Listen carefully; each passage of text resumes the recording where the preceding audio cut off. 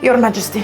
Paolo is exhausted because Majesty, only Paolo can take this and give you a princess. Yes. What does it take to become a princess? Well, Paolo reassured us that it takes straightening our curly hair. But I assure you, I say this with all my confidence, you do not need your curly hair to be straight to be pretty. But if I want to become unrecognizable, well, we're gonna have to pull up the sleeves and start transforming. What's good, everybody? I am Mains by Mell, your main girl Mell, and we are going to be doing my take on the unrecognizable makeup trend, but hair edition. So get ready with me to cosplay as someone much scarier than me. Who could she be? Well, she goes by the name of Melanie. Melanie, because sometimes I get approached by Melanie when people think that the suffix to Mel is Annie, but actually, it's a mistake. Melissa is the name for now. Yes. Hopefully the goal is that by the end of this video, you will not mistaken me for she. We got a lot of work to do. Color, cut, and styling. So without further ado, let's get transforming. I'm already sweating. It's gonna be a lot of work. Disclaimer that I am a professional hairstylist, so I am able to cut and color my hair willy-nilly myself. But you proceed with caution. Watch a few DIYs at least. I have a whole playlist. We are going to start off with color. Now, since we are in the year of our Lord 2025 and Pantene named the color of the year Mocha Mousse, we are going to take that inspiration and start this transformation with a glossing. So in order to achieve that, I need to start here. What I did was thoroughly cleanse my hair of any sins that may be remaining so we can go in fresh. I use this K18 Peptide Prep Detox shampoo twice. And what you need to know about using a hair gloss is the more liquid, the lighter. What do I mean by that? Well, there are certain types of glosses on the market. Like, these are honestly not sponsored, but I really like this formula. It's called a Glossy Glaze. It's like a 2-minute flash treatment that you put on after your shampoo to impart lots of shine and potentially even strength on the hair.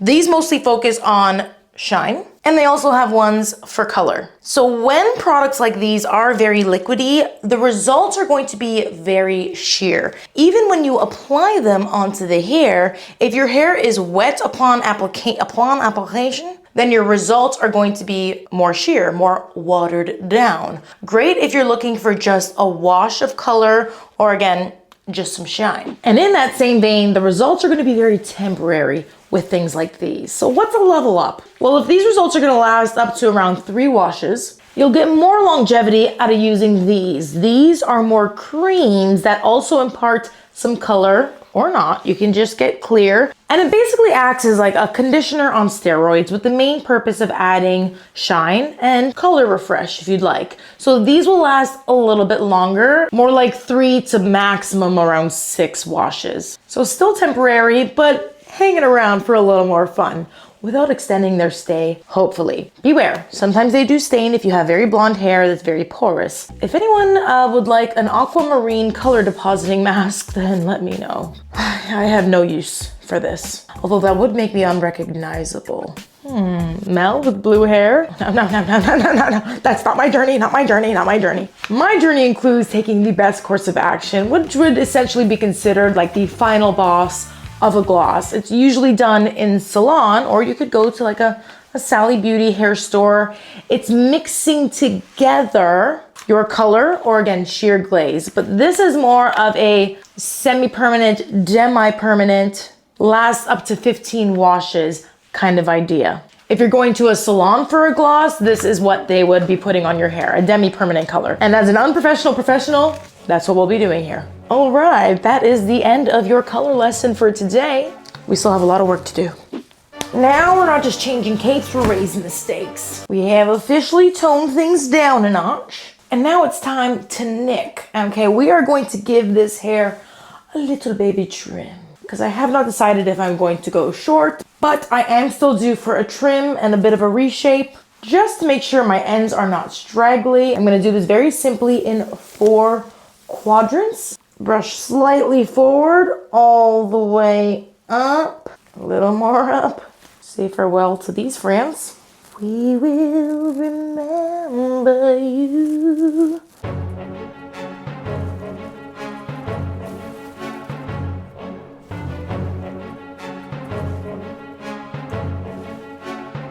Okay, the layers are are done. That's the easy part. So many of my DIY hair cutting tutorials are not really easy to DIY. That's why they kind of morph into a DIY plus call a friend type of hair vibe. But now we have this. As seen on TV, this is called the CreaClip, and it's supposed to help you create a level, even haircut. I'm excited to try using it at the back of my head to create a line. Not a U, not a V. Those are very easy to achieve. You just got to pull the hair forward and cut. But if you want a straight back, this will hopefully help us achieve that. It has a built-in level for you to create straight lines. Let's see if this contraption, which is almost like two combs that are going to clamp, will at least hold the hair in place for me to cut. Really risking it all here today.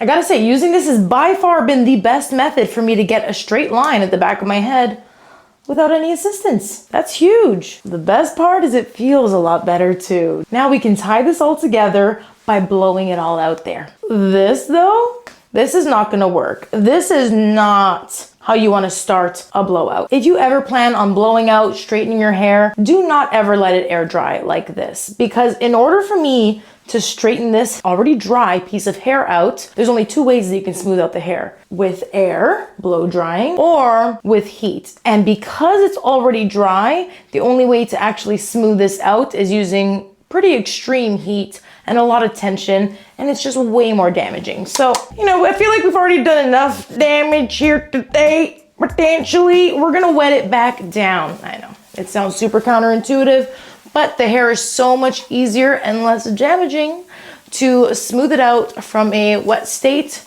than a dry state. And I also need to apply all of my heat protectants. So I wanna make sure that the hair is evenly saturated with water so the products that I apply evenly distribute as well. We are relocating for this step because I cannot continue to stand without breaking my back. So I now have my chair, and a change of clothes because Rome was not built in a day and this makeover will not be either, okay? I am going to blow dry my hair because you're sick if you think I'm going to bed with wet hair. And the final transformation will proceed in the morning, afternoon, into night.